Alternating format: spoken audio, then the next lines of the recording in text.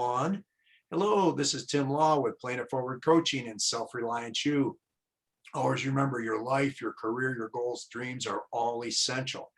Whatever your mind can conceive and believe, it can achieve. A big thank you for over 350 people that have subscribed to my YouTube channel, Planet Forward Coaching. Very much appreciated. If you haven't so far, please do so. Again, it would be very much appreciated.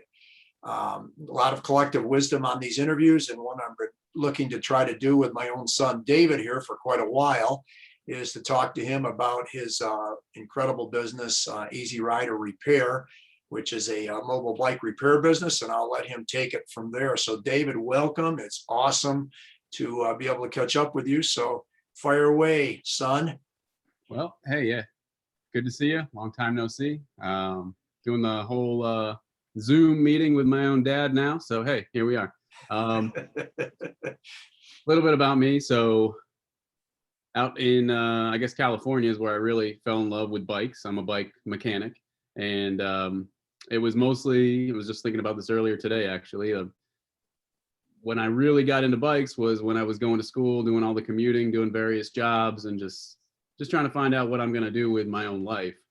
And little did I know, it's like the bike was something that I had always loved as a kid growing up, and then working on bikes, even going through engine rebuilding classes at one of the colleges out in California. I found out I don't want to work on other people's cars. It's a brutal, dirty work. But what I did find is that I do like working on bikes, and maintaining bicycles has just basically been part of my life. With commuting, and just a natural progression leading me to the working in shops and service and just helping people out in a different way. Obviously, both of my parents being teachers, there was always that like desire to help people. I probably spent a little too much time in detention, and I figured I'd probably have a whole classroom full of myself if I were to go on that path, just karma would come into effect. So I didn't really want to be a teacher per se, but another way to help people out is to just provide service. And what I do now, after 9 years of retail stores, and with the company that I was with, they had 120 retail locations, and they closed them all February 2019. So that's when I decided to do my own thing. And it's been working out pretty well, because it turns out I'm not the only one that's tired of bike shops. People don't like having to haul their bikes to the shop and wait for up to a month in the summertime to get their bike back. So it just filled a need that people didn't realize that they needed or they wanted so bad. And so I'm able to just go right to someone's house. I have a mobile workshop built into a van, and just take the bike, fix it right then and there.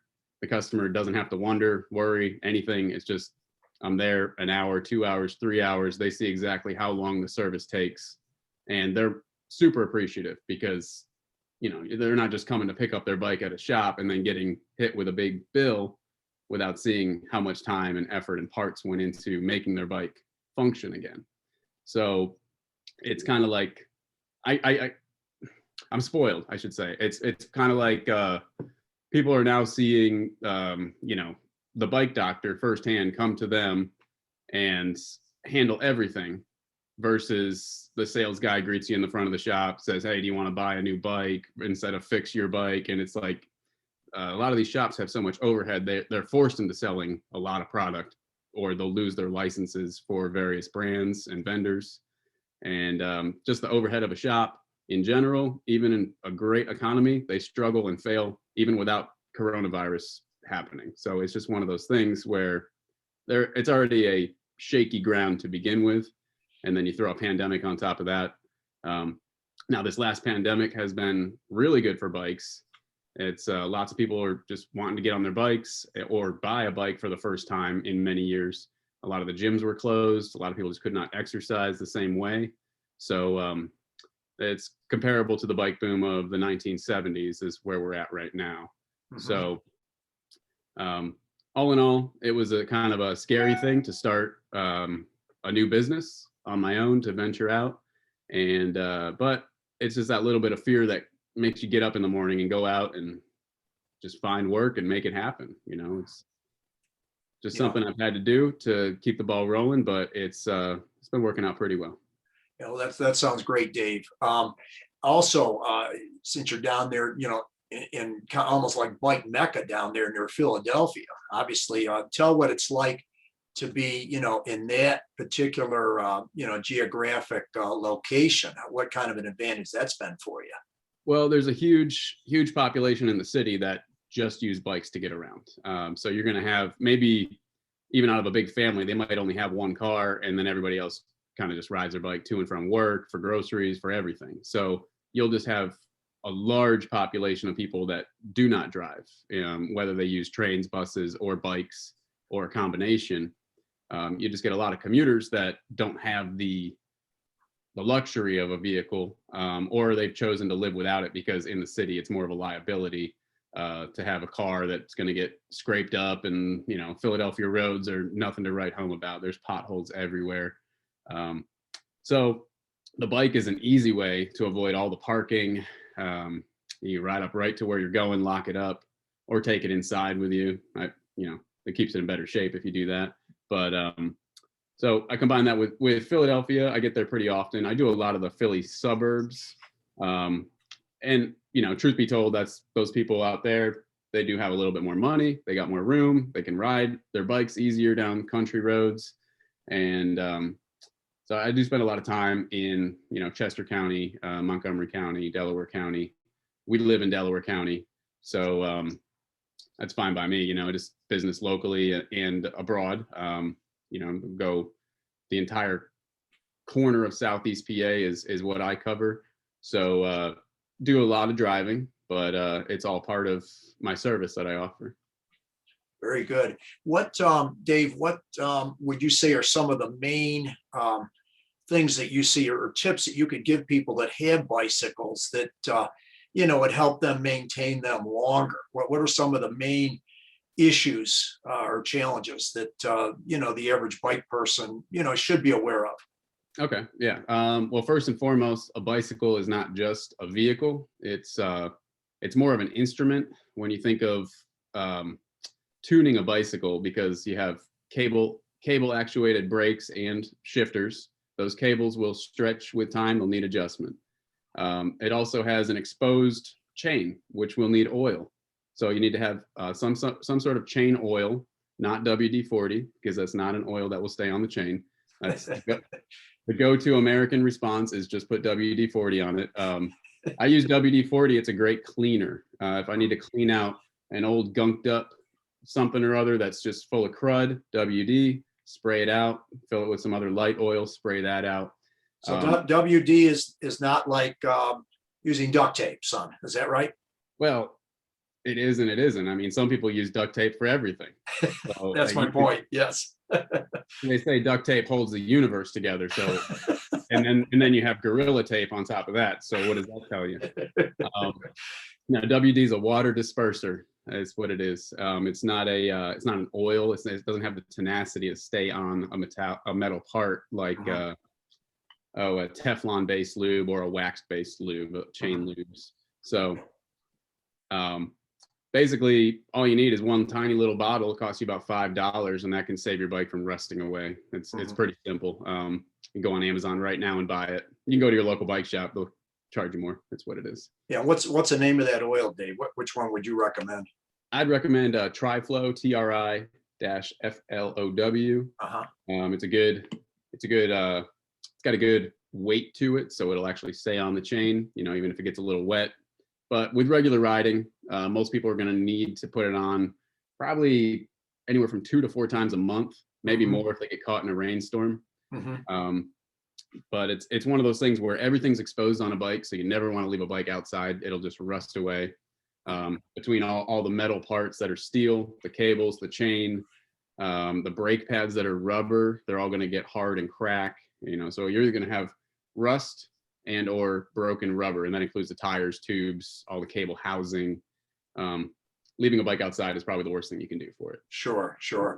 Well, one of the things, Dave, that I've always admired about you, and it's something I'm trying, you know, I'm dealing with, you know, teens, young adults, as far as, some of the key success traits, and that is having a good work ethic, good people skills, and ability to, go the extra mile, go above and beyond. How do you feel that those traits have assisted you, and who would you say some of your main role models have been as far as work ethic, etc.? Man, that what you just said there separates everybody from everybody. It's simple.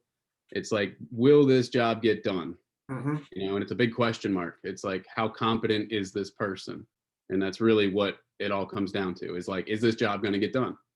And I can't tell you the number of jobs I've picked up from local bike shops around me to where they might have gone 80%, 90% of the way, but they didn't finish it. They clearly didn't test ride the bike after it's done, which is akin to tuning a guitar without playing a single note afterwards. It's like, Mm-hmm. you didn't test it, you didn't check your math, you just sent it out and you took somebody's money, and now they're my customer, is what it is. Mm-hmm. So I see a lot of that from the younger generation that I was surrounded with in the shops. At the time I was probably around 30 years old, late 20s or early 30s. And you're only 30, you're only 35 right now, 36 in July. So, I mean, Right. you're obviously young as well. Right. Yeah, I'm a millennial. All right. An elder millennial, I suppose. Grew up with VHS tapes and rabbit ear antenna, all that stuff.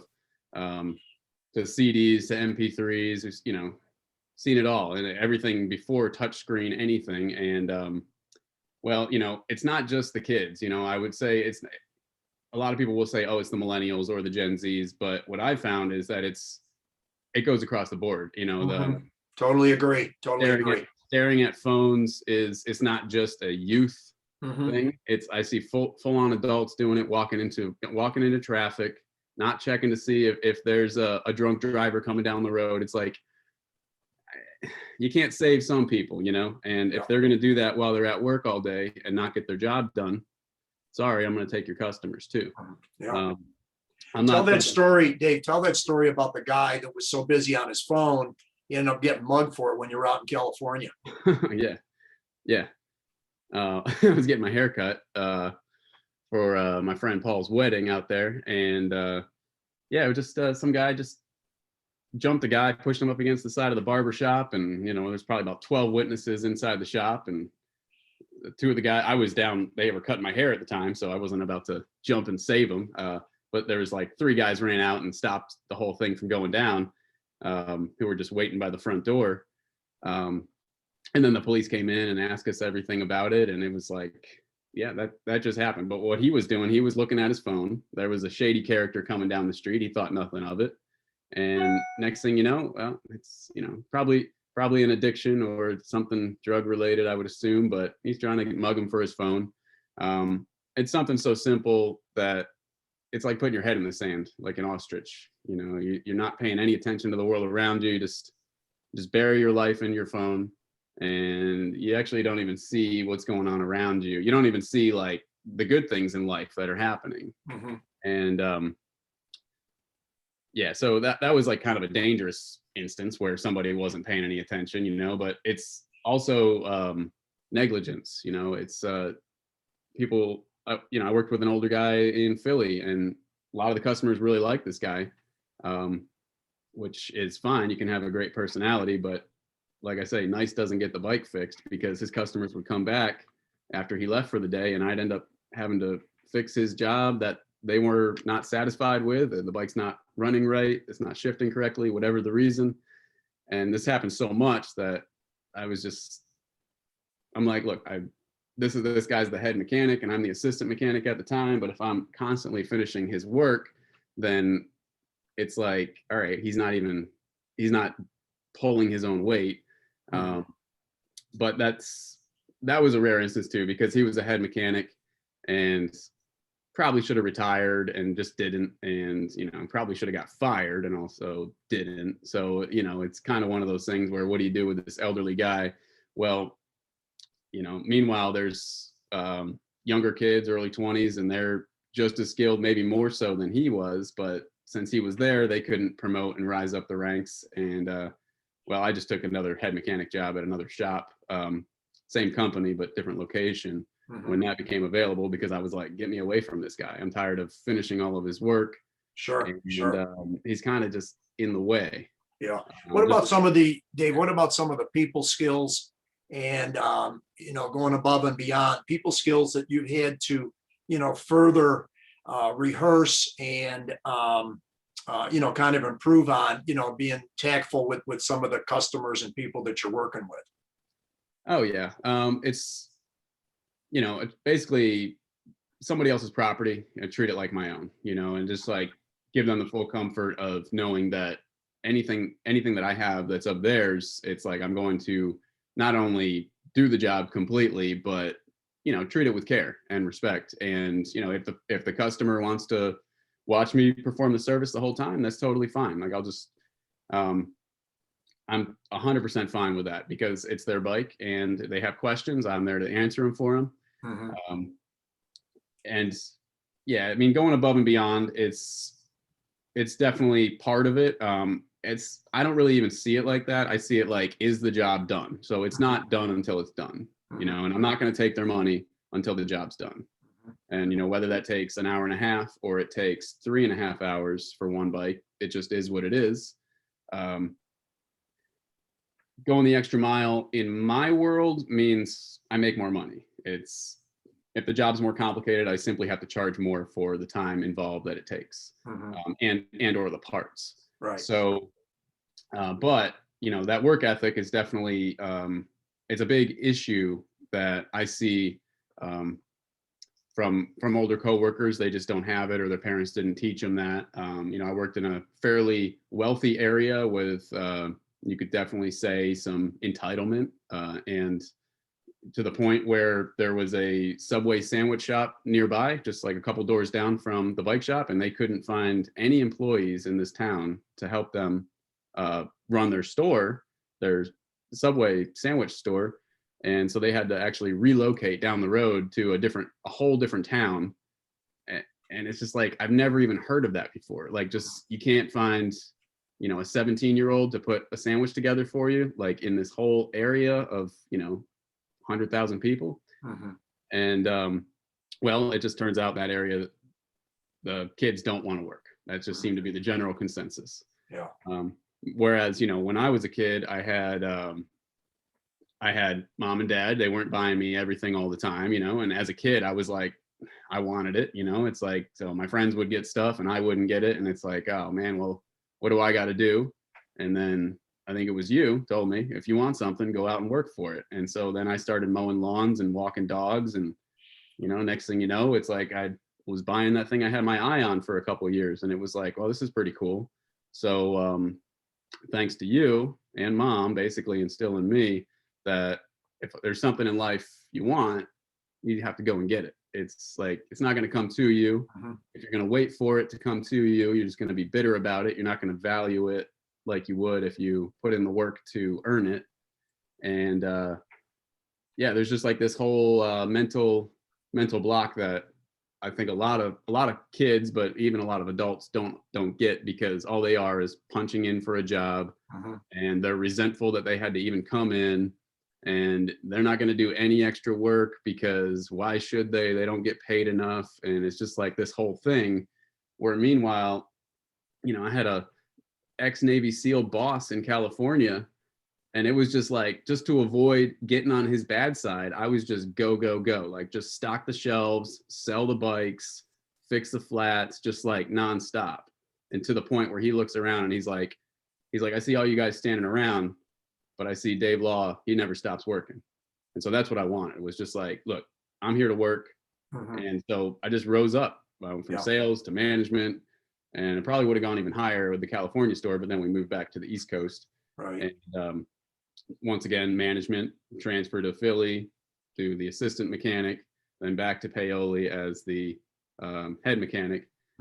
But I wouldn't have had any of that stuff if I was just the one staring at the clock, waiting for the day to be over. Sure. Sure. Just saying like, oh, how much can I make and what can I buy with what little I have to make? And that was the general consensus at the shops. Mhm. With me at the Yep. shops, it was like, I know they don't pay that much. I'm getting paid with experience. Mhm. And with that experience, I can do other things in life. Yeah. So that was my whole attitude.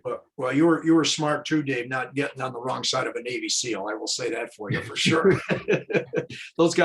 Those guys can deal, that's for sure. And obviously, he liked your work ethic. This has been fantastic. What advice, if we can, to kind of conclude this, would you give to some young up and comer people? And again, this sometimes lack of work ethic is certainly not a monopoly among the young. But if let's say you get a young hungry guy that or a young lady that wants to come up and they really want to produce and make something of themselves, what advice would you give to them, Dave? And then stick around afterwards. I want to talk to you for a minute. Sure. Well, obviously the work ethic is one thing that if you don't have it, you got to get it. It's there's no way around it. I have my own business. It's 24/7. It's 25/8 sometimes. There's not enough hours in the day to handle everything. So really, as far as if there's something you want to do with life and you just really need to focus in on what that may be. Now, in my particular instance, I took one thing that people don't really know how to do and I zeroed in on it and I became really good at it. And now it turns out I'm the only one that does a mobile bicycle service in all of Southeast PA, as far as I'm concerned, or as far as I'm aware. So they say you gotta do one thing really well, do something that no one else does, and make a niche out of it. So that may be the most difficult part. I happen to fall into it based on my work experience and the timing of everything and the demand that people want. Now, this is the world we live in, where you pull out your phone and you want something, you go right on Amazon or any other website, and it shows up at your house, sometimes the same day. So when it comes to our changing world, it's really all about like speed and dependability, I guess. So as long as whatever you do can be done quickly and easy enough for someone, let's say they're driving down the highway and they're like, oh shoot, I need to do this, and they hand the phone to their kid and say, here, just book this for me. It should be easy enough that you'll get the message and you can get in touch with them, because this is how people live now. They're not necessarily going to the phone book and looking up your number and sitting down and writing things like, oh, he said this and that, taking notes. They're kind of they're rushing through life. They're overwhelmed. People have too much going on. So you have to meet those demands in order to hold the customers. So Sure. It's going to be different for everybody, but the work ethic is number one. Right alongside with having a product or service that is of value in this changing world. So no easy answer, I guess. But there's a lot of solutions for services that could be made into a mobile service to show up at someone's house. You got most people at home on Zoom meetings all day long now anyway. It's not like they're going to be rushing out to go to your store. Right. Or like your barber shop. It's like you gotta go to them now. And that's just the way the world is, because they're home with 3 kids and dogs and cats running around. And if you can show up and make their life easier, that's gold. I mean, because time is money. If they have to coordinate their lives just to go somewhere to do something like everyone used to, well, nobody's doing things the way that they used to anymore. So I was a little bit ahead of the curve by starting this February 2019. But it just happened to be that's when the ground was ripped out from underneath me at my shop. And like I said, I was with that company for 9 years at 3 different stores, East Coast and West Coast. And I was probably too loyal of an employee to just turn my back on them and just start it up. But since we had some corporate level mismanagement, to say the least, that wasn't the byproduct of anything that happened at the store level. I felt a little betrayed. So at that point, it was like, okay, I'll just do my own thing. And we're done with that. I didn't really even have to quit them. It was just, it's over. They closed 120 stores. Sure. So timing, you know, there's a timing aspect of it, but also you got to do something fairly unique to stand out in this world, or else you'll just be another one of these guys, you know, and or girls who just does a service. And you got to find something unique, something that you love to do, because if you don't love it, you're going to fall out of it. So Sure. that's a challenge. Yeah. But in this changing world, there's a lot of opportunity for everyone, really. Yeah.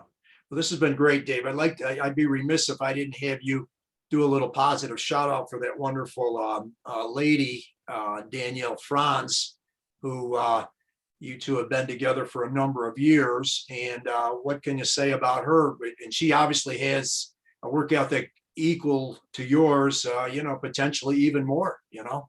Maybe so. Yep. She's very thorough.